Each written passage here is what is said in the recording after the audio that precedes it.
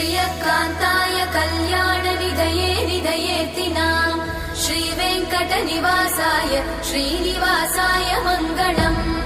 लक्ष्मी सविभ्रमालोकसुभ्रूविभ्रमचक्षुषे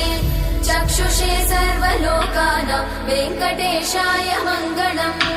श्रीवेङ्कटाद्रिशृङ्गाग्रमङ्गलाभरणाङ्ग्रये मङ्गलानां निवासाय श्रीनिवासाय मङ्गलम् सर्वावयव सौन्दर्य सम्पदा सर्वचेतसां सदा सम्मोहनायास्तु वेङ्कटेशाय मङ्गलम् नित्याय निरवध्याय सत्यानन्दचिदात्मने सर्वान्तरात्मने श्रीमद् वेङ्कटेशाय मङ्गलम् स्वतः सर्वविदे सर्वशक्तये सर्वशेषिने सुलभाय सुशीलाय वेङ्कटेशाय मङ्गलम्।